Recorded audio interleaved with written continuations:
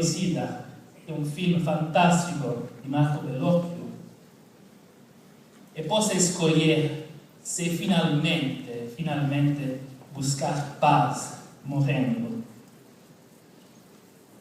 Então, eu queria ser com esses amigos, irmãos, escravos, como nós, aqui.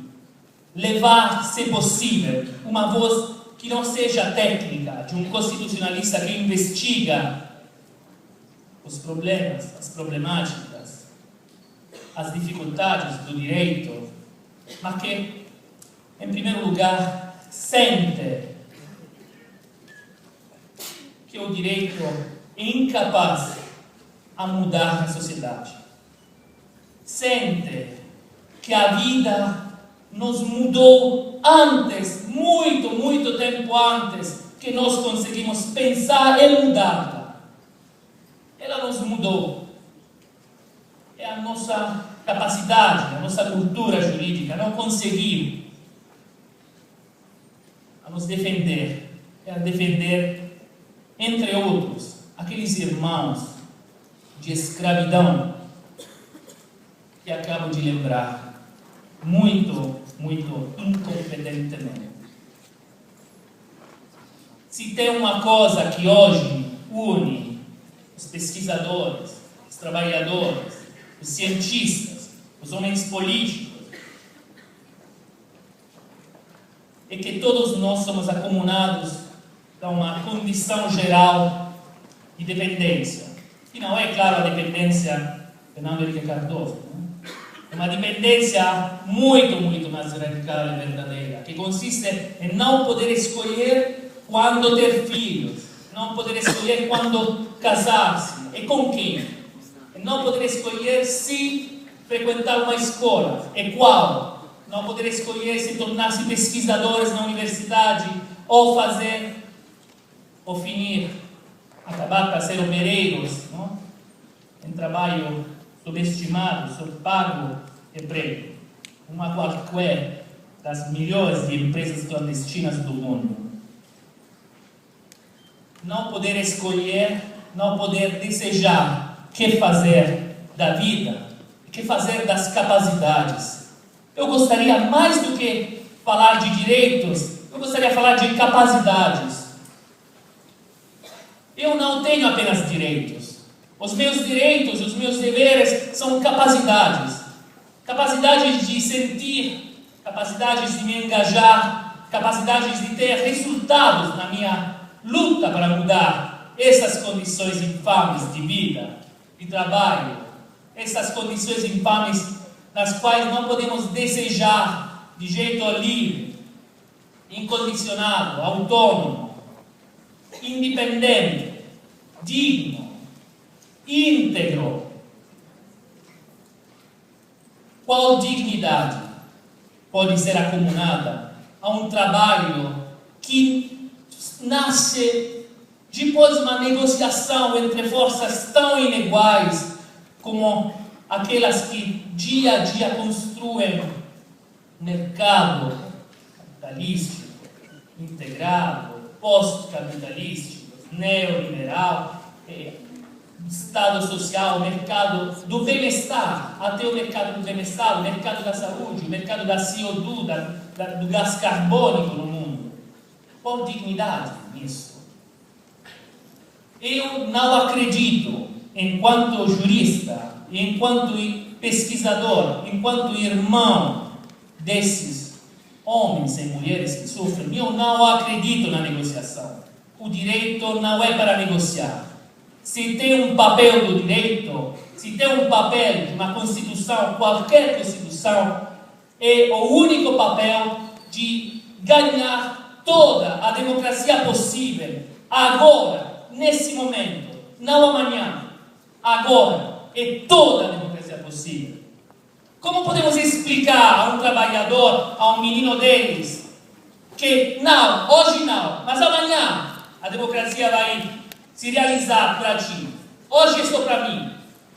Como podemos falar a esse mundo, explicando que um dia, programaticamente, por meio de normas programáticas, por meio de uma negociação entre as partes sociais, eles vão viver. Mas hoje, infelizmente, eles devem morrer. Hoje, infelizmente, o clima tem que mudar para eles. Tem que destruir as casas deles. Porque um furacão ampiamente previsto não pode levar os administradores, os políticos, a informar aquela população pobre, porque seria um gasto troppo alto. Essa não é a reserva do possível, para falar em termos constitucionais. Esse é um massacre. A reserva do possível é o outro nome de um massacre, de um verdadeiro massacre. Que enquanto constitucionalista, esta vez, enquanto um dos mais importantes, eu vou dizer, constitucionalistas, enquanto constitucionalista, eu não posso não ver, não posso subestimar, não posso dizer que essa é uma questão técnica. Não. Enquanto pesquisador, eu devo ter a honestidade intelectual, moral, cultural e científica de dizer que o jeito, a maneira na qual nós hoje, no mundo, consideramos o direito, os direitos, as garantias fundamentais, os direitos humanos, corresponde a um massacre. Não tem nada de progressivo, é um massacre.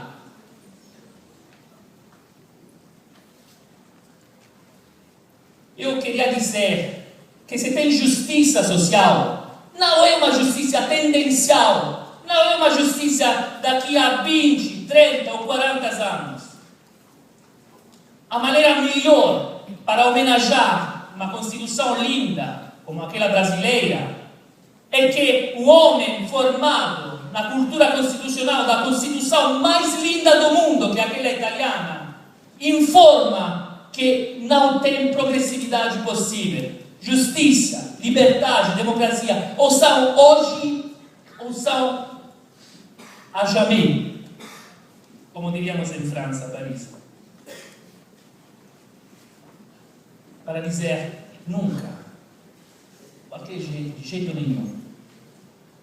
Imagina.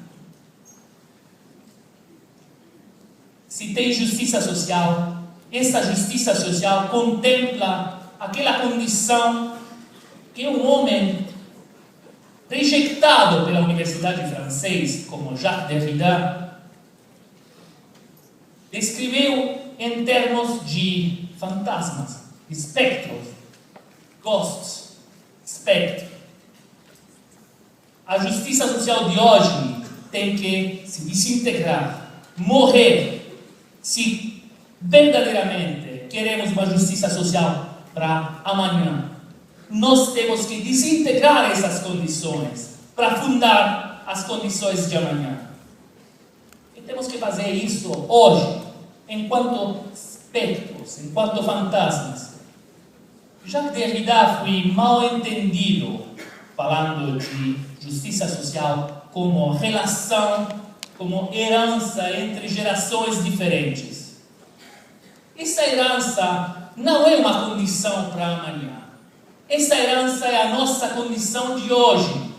Se nós conseguimos compreender que nós vivemos hoje só porque nessa vida, nessa justiça, nessa sociedade vivem como fantasmas, como espectros, todos os que combateram, lutaram para fazer mais lindo esse mundo. Então, se nós não compreendemos que isso é a justiça, se é esse perceber-se como espectros, como um mundo que faleceu, já falido, que faleceu, que não é bom, que doente, fortemente doente, e que tem que deixar vaga, lugar para um mundo melhor. Mas isso queria dizer que não é apenas um esboço emotivo. Essa é uma declaração de um pesquisador, constitucionalista, de um jurista.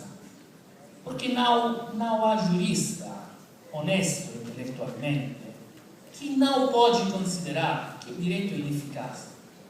que contra os desafios